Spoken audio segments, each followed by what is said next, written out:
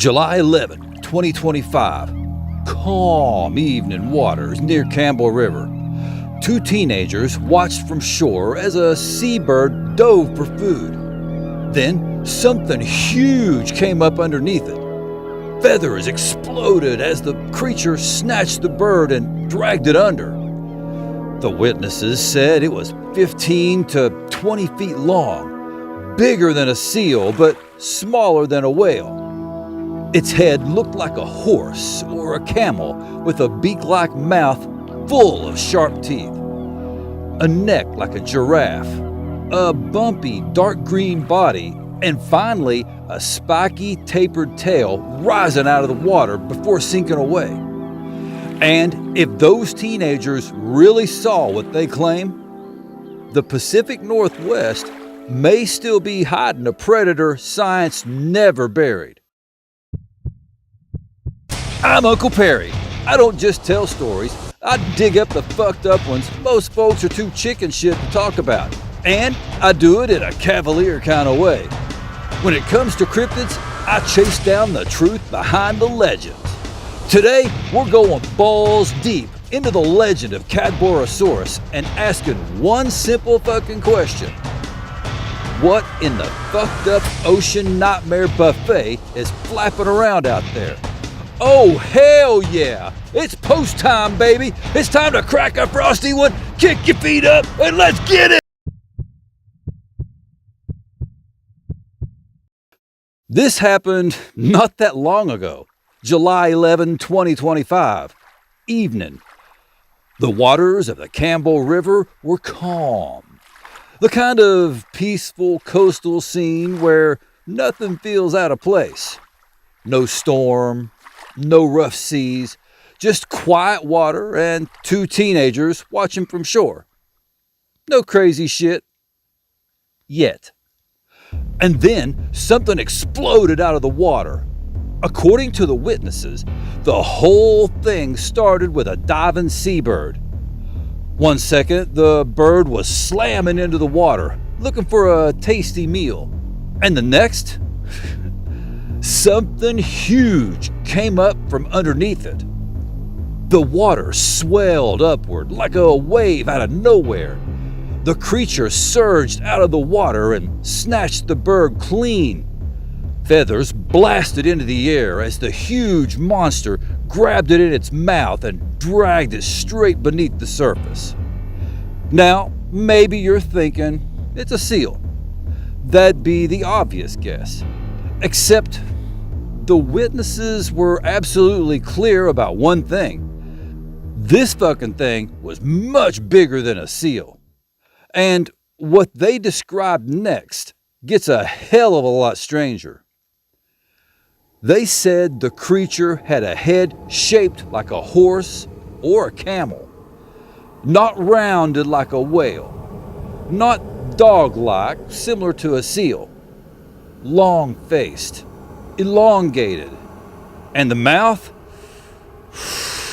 That may be the weirdest part. Instead of the typical jaws you'd expect from a marine animal, they described something almost beak-like, armed with massive, straight, sharp-looking teeth. Then came the neck. The witnesses said it resembled a snake or a giraffe, long, flexible, rising above the water before disappearing back beneath the surface. And this wasn't some smooth-bodied animal either. The creature's body looked rough and bumpy, like a gator in texture, dark green in color, and distinctly reptilian in appearance.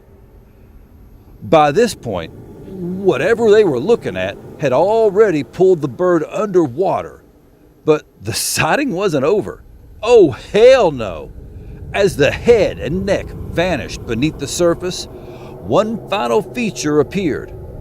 A long, tapered tail. The witnesses described it as spiky, rising out of the water after the rest of the body had gone under. For a brief moment, I sounded like Tyson. For a brief moment, the tail dramatically hung above the surface before slowly sinking back beneath the calm evening water. And just like that, poof, it was gone. No carcass. No second pass. No clear explanation. Just two teenagers standing on shore, mouths hanging open after watching something roughly 15 to 20 feet long kill a seabird and disappear into the waters off Campbell River. And here's where shit gets interesting. Because if this had been a one-off story, it'd likely end there. But sightings of long-necked sea creatures around the Pacific Northwest go back over a century, and a lot of folks believe what these teenagers saw may already have a name: Cadborosaurus. Description: when people talk about Cadborosaurus or Caddy, they ain't describing your mom, a chunky-ass lake monster with a hump sticking out of the water. Well, maybe. Most witness descriptions paint a far stranger and honestly more intimidating picture.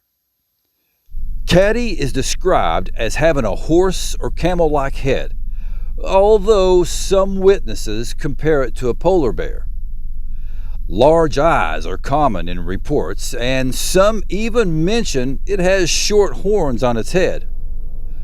Attached to that head is a long, slender neck leading into an elongated serpentine body that often appears to coil or undulate up and down through the water in a smooth, snake-like motion.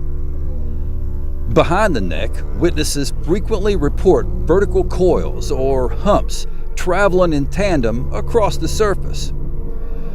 Color descriptions vary from dark green to brown or even bluish tones, and some reports claim the creature sports patches of brownish hair with a serrated ridge running along its back. Length estimates are all over the goddamn map, ranging from 18 to damn near 80 feet, although the majority of sightings put it between 30 and 50 feet, which is still fucking huge. Most accounts mention two small front flippers and either two small hind flippers or a fused fan-like rudder tail used for propulsion.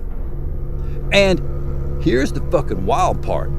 Caddy is often reported actively hunting fish and even snatching seabirds straight out of the water. That feeding behavior, plus repeated, consistent descriptions, makes dismissing every report as whales, seals, or giant fish just lazy, knee-jerk explanations. Officially, Cadborosaurus remains a zoological mystery.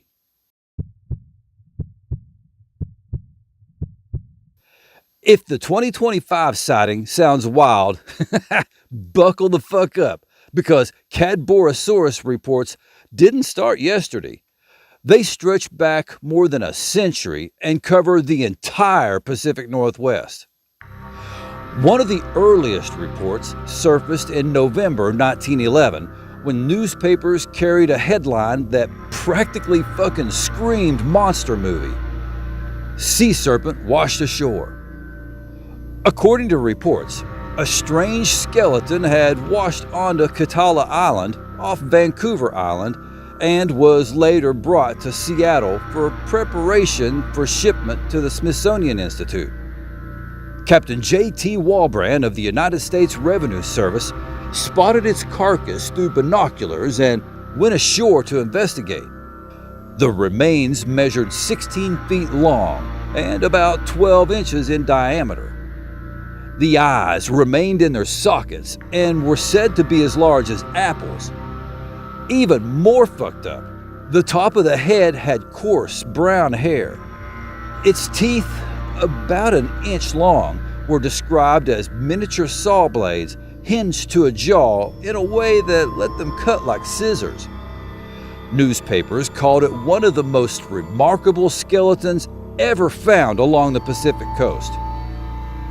Whether that description was exaggerated journalism or something genuinely strange is still debated.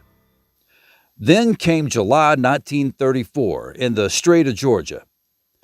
Two experienced duck hunters from Vancouver chased a wounded bird across lightly choppy water under warm summer skies. Suddenly, a complete shitstorm exploded. A massive head burst 6 feet from the water and snatched the duck clean out of the air. The creature then snapped at nearby gulls before disappearing in a swirl of foam. The hunters described saw-like teeth, fierce eyes, and dark scaly skin attached to what they estimated was a 50-foot body. They later told reporters and even produced a sketch of the animal. One hunter even defended his account before a judge. The encounter became known as the tale of Amiable Amy. Shit.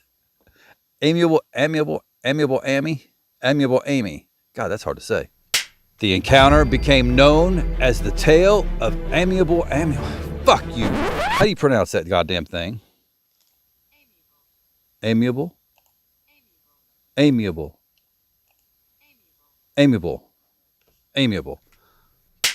The encounter became known as the tale of Amiable Amy. Though, honestly, there was nothing particularly amiable about a creature fucking snagging your dinner and lunging at birds. 3 years later came one of the most controversial physical evidence cases in caddy history.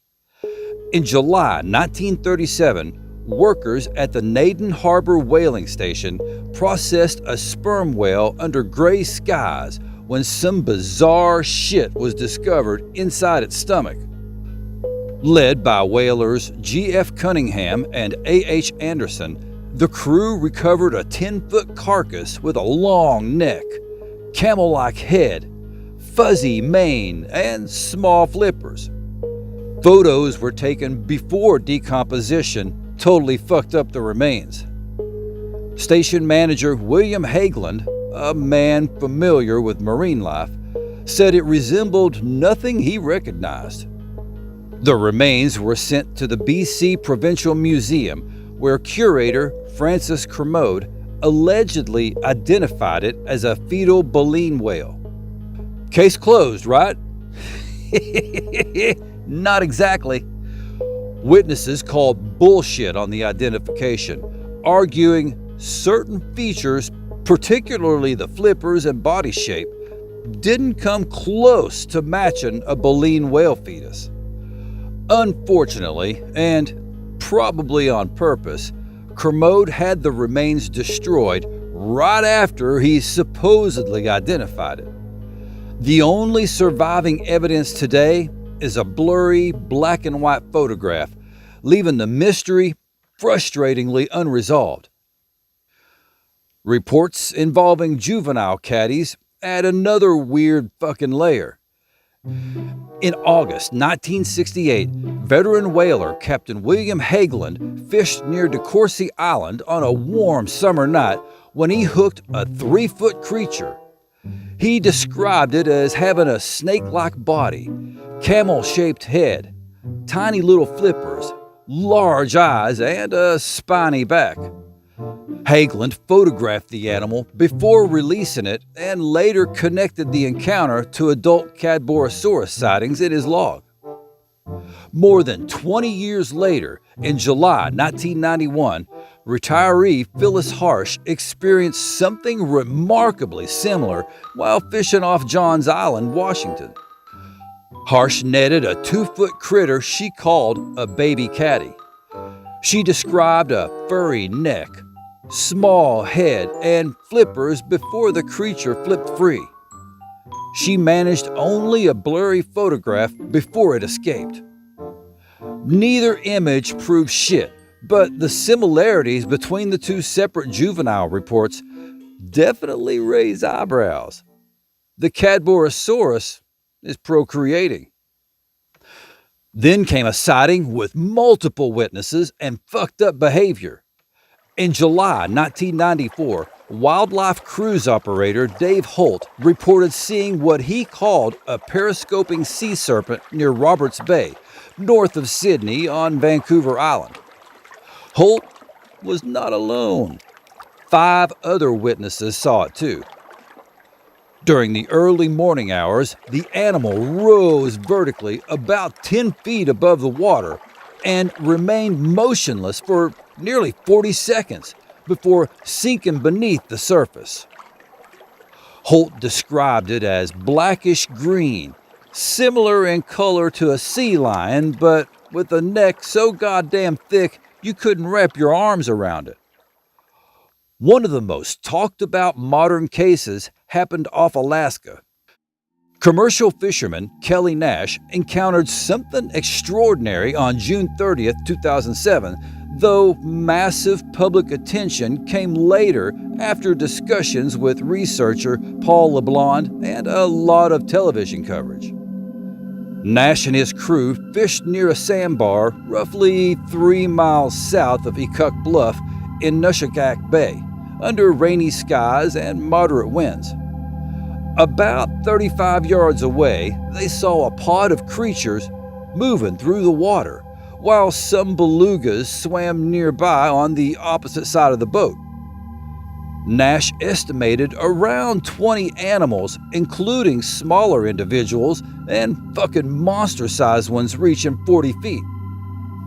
He described long, 12-foot necks, small heads, well, not that small. He described long, 12-foot necks, small heads with forward-facing, bulging eyes, bodies several times wider than the neck, back spikes, and a narrow ridge along the neck. According to Nash, the animals changed direction after detecting the fishing nets. The footage itself remains controversial but fascinating. Multiple shapes move together in vertical undulations, swimming closely as if traveling in formation. At times, heads break the surface while backs rise behind them.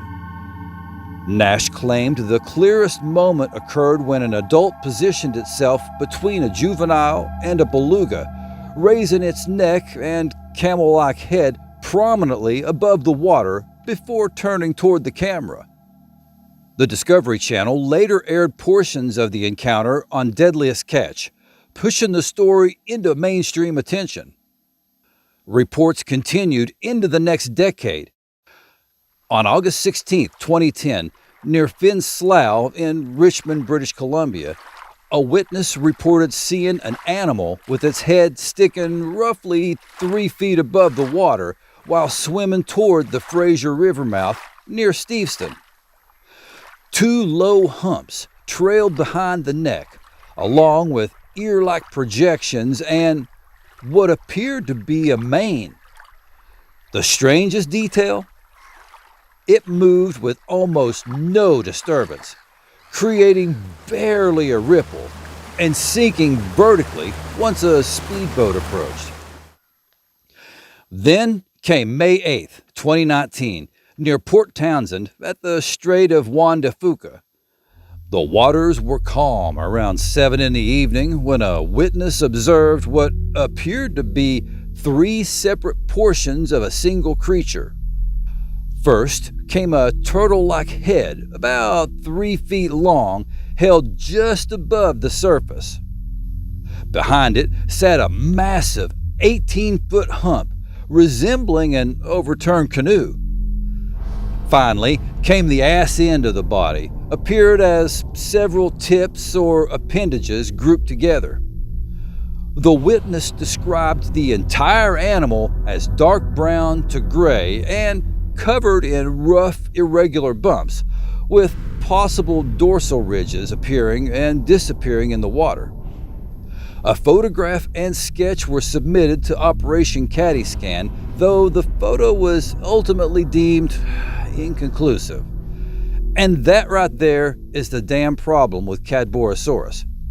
One story might be easy to dismiss. Two, maybe. But when fucked up reports pile up across generations, coastlines, and witnesses, the mystery becomes a hell of a lot harder to swallow. At least, that's what your mom said.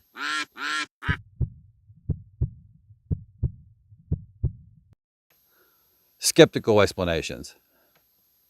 When it comes to skeptical explanations, the first place investigators usually look is simple misidentification. The Pacific Northwest is packed with marine life, and several critters have been suggested as possible sources for Cadborosaurus reports. Witnesses may be seeing conger eels, humpback whales, elephant seals, sea lions, ribbonfish, giant oarfish, basking sharks, or even unusually large schools of fish. From a distance, rough seas, fading light, and brief viewing conditions can turn something ordinary into something fucking downright bizarre. Another common explanation points toward floating debris.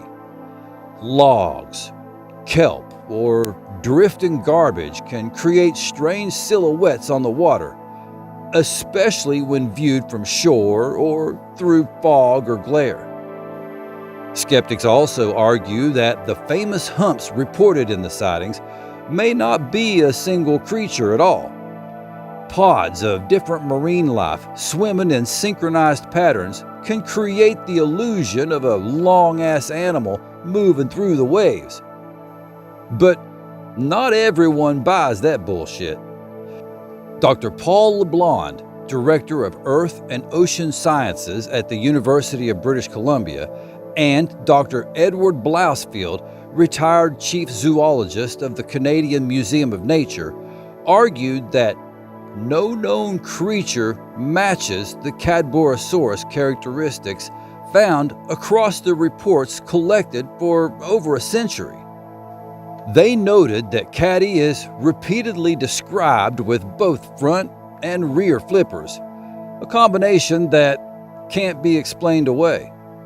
Still, skeptics counter that memory is unreliable, and extraordinary claims deserve extraordinary evidence before entirely rewriting marine biology.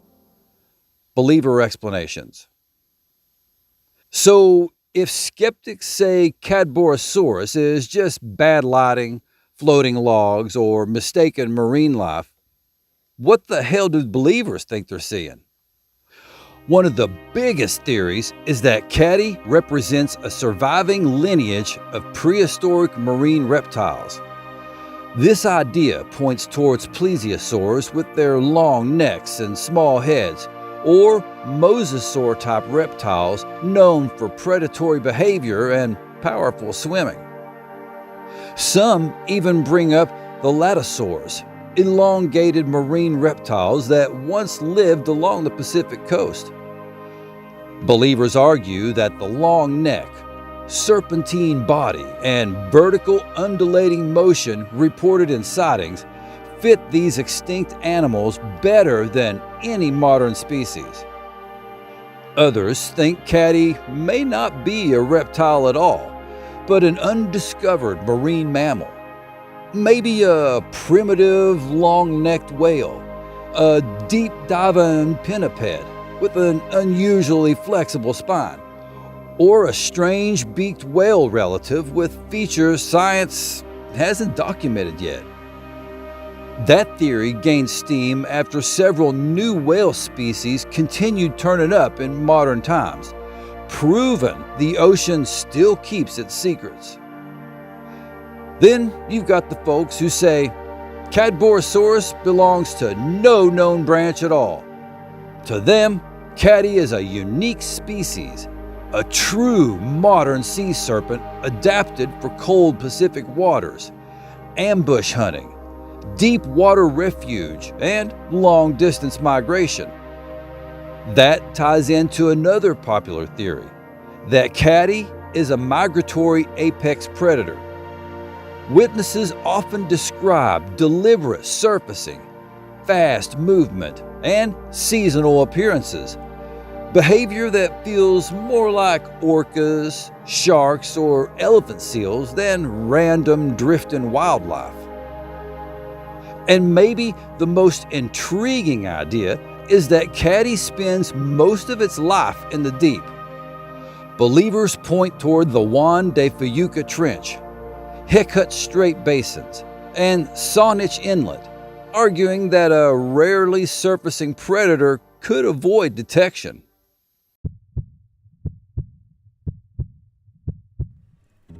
The creature known as Cadborosaurus has been seen all along the Pacific coast of North America.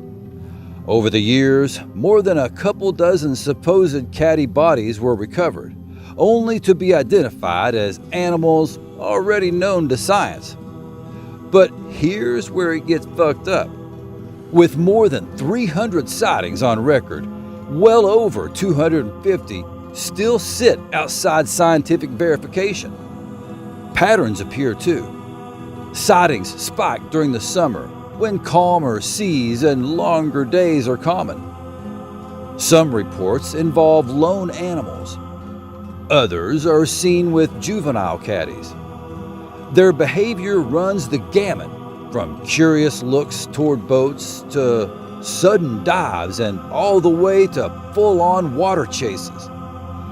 Maybe every story has an explanation, or maybe something still moves beneath those cold waters, where the light dies and the feeding begins. Do you like weird-ass monsters? Then tap that like button and subscribe. That way, you won't miss out on more of my fucked up commentary. And besides, I really do appreciate it. 300 sightings later, and people are still arguing about this fucker. So, where do you land? Bullshit? Bad identification? Or a real sea monster? Drop your answer in the comments. I want to hear it. And if you're ready to crank that shit all the way up to 11, that join button's got your name on it. For just $2.99, you can have my back in a huge fucking way. Until next time, y'all keep it real, keep it chill, and stay... fuck. Until next time, y'all keep it real, keep it chill, and stay creepy! Catch you on the flip. Thank you so much for watching all the way to the end. You are the real beast.